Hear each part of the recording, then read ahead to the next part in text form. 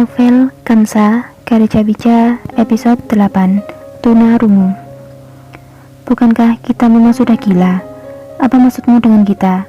Ya, kita jelas-jelas sudah melakukan hubungan terlarang, dan mau tidak mau kita harus menanggung resikonya, bukan? Jawab Zidane penuh penegasan. Bukan kita, dan bukan aku, tapi kau.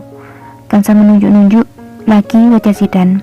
Kenapa Kak Kansa hanya menyalahkanku? Bukankah malam itu kita sama-sama mabuk? Ya, aku memang mabuk, tapi jelas-jelas kau yang memaksaku dan merusak gaunku sampai seperti itu. Jika kita melakukannya tak sengaja, tak mungkin juga aku masih memakai gaunku di pagi hari saat aku bangun. Mendengar fakta baru dari malam itu, Zidane kembali terdiam. Dan kau hanya pria brengsek yang menutup wajah dengan tampang sok lugumu itu, imbu Kansa lagi dengan nada marah dan mengejek. Seakan tak terima dengan yang baru saja diungkapkan Kansa padanya, seketika Zidane tersulut amarah juga. Lalu apa bedanya dengan dirimu? Kau hanya wanita murahan yang menemani para pria minum sampai mabuk seperti itu. Terdiam sejenak lalu berkata lagi, apalagi kalau bukan murahan. Seharusnya wanita berpesta tidak sampai larut malam seperti itu. Wanita baik akan pulang sebelum pesta berakhir, bukan? Melihat Kansa tak menjawab apapun, Zidane kembali berkata, ya, pantas saja, kau masih saja belum menikah di usiamu yang sekarang, karena siapa yang mau dengan wanita tunarungu sepertimu, ha? Mendengar sesuatu fakta yang memang dialami Kansa sejak kecil, Kansa benar-benar merasa terhina, dan air matanya mengalir begitu saja di ujung matanya. Ya, memang sejak kecil, bahkan sejak terlahir, Kansa memang sudah memiliki kekurangan di bagian pendengarannya. Dia tak bisa mendengar dengan baik jika tak menggunakan alat bantu dengar. Suara yang ditangkap telinganya hanyalah sebuah suara dengan ritme yang kecil dan tak dapat mendengar semua suara yang ada di sekitarnya. Dalam arti lain, Kansa tak dapat mendengar tanpa adanya alat bantu dengar di telinganya. Cukup Zidane, jaga bicaramu kepada Kak Kansa. Aku tak tahu apa yang sebenarnya telah terjadi di antara kalian, tapi tak sepantasnya kau mengatakan itu pada Kak Kansa. Tiba-tiba suara Zoya terdengar dari arah belakang Zidane. Rupanya dia mendengarkan sedikit percakapan di antara mereka. Seketika Kansa terlonjak kaget dengan suara Zoya. Dia segera mengusap air mata di ujung matanya. Sejak kapan Zoya berada di sana? Apa dia mendengar semua percakapan kami tadi? Batin Kansa wajahnya sudah berubah merah padam. Sedangkan Zidane lebih bersikap santai karena dia sudah dikuasai oleh amarah akibat kata-kata Kansa tadi. Zoya, sejak kapan kau berada di sana? Kata Kansa dengan nada khawatir. Maafkan aku Kak, aku tadi ingin pergi ke toilet, lalu aku mendengar suara Zidane yang memaki-maki kakak. Maafkan dia Kak, dia memang bukan anak yang baik, kata Zoya menatap Kansa dengan rasa bersalah. Mendengar jawaban dari Zoya, Kansa merasa sedikit lega. Setidaknya Zoya belum mengetahui apa yang terjadi padanya.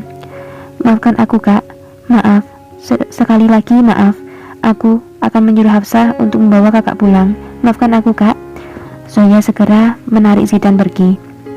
Kau, ayo ikut aku pulang. Dasar anak nakal, akan aku adukan kau pada papa atas kelakuanmu itu,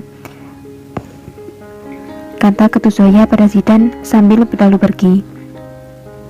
Sementara Kansa hanya diam mematung di tempatnya. Dia kembali mendengar suara Zidane dalam pikirannya. Tunarungu, ya memang benar, aku adalah gadis tunarungu. Aku cacat, batin Kansa, dan dia kembali mengeluarkan air matanya. Hafsah menghampiri Kansa yang tengah meringkuk di bawah lantai, memeluk lututnya sambil menangis. Kak Kansa, sebenarnya apa yang terjadi? Kakak bertengkar dengan Zidane, kata Hafsah sambil menepuk-nepuk bau Kansa. Apa benar Hafsah, tidak akan ada yang mau dengan gadis tunarungu sepertiku? Jawab Kansa menatap Hafsah dengan wajah amat sedih. Apa yang kakak katakan? Jangan dengarkan Zidane, mungkin dia sedang dipenuhi amarah saat ini. Memangnya ada masalah apa antara kakak dengannya sampai dia berkata seperti itu? Kansa tak menjawab apapun, hanya menangis sambil menutupi wajah dengan kedua tangannya. Aku tak tahu apa yang telah terjadi di antara kami. Kau tak tahu apa yang telah terjadi di antara kami. Kalau kau sudah mengetahuinya, aku yakin kau pasti akan marah juga padaku, seperti yang Zidan lakukan, batin Kansa.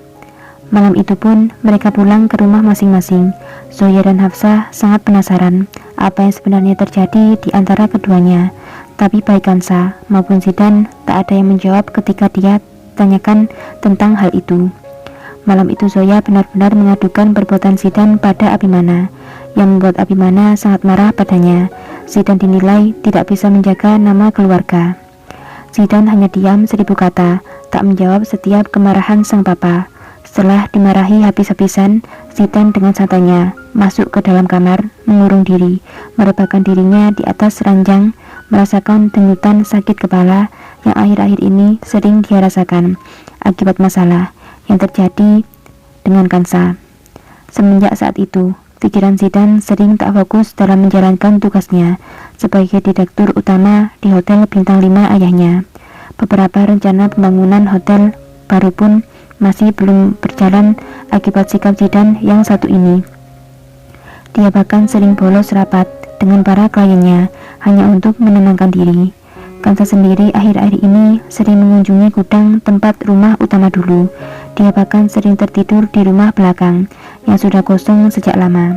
Rumah itu hanya dipakai untuk menaruh gulungan benang-benang rajut dengan berbagai warna sebagai stok jika di salah satu pabrik terlambat mendapatkan benang dengan warna yang dibutuhkan.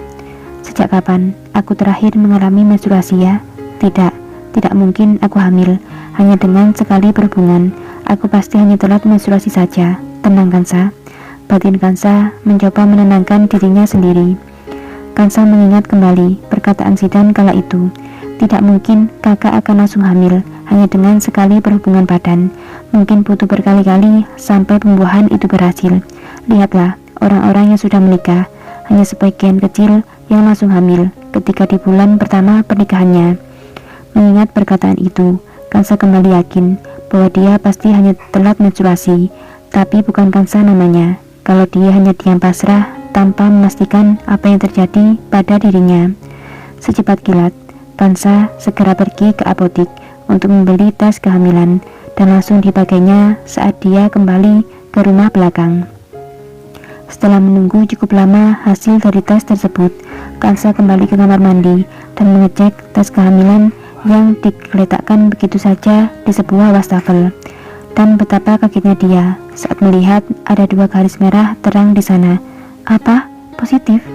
Seketika Kansa jatuh terduduk di lantai kamar mandi, terkulai lemas mendapati hasil tes yang menyatakan dia tengah hamil sekarang. Bersambung.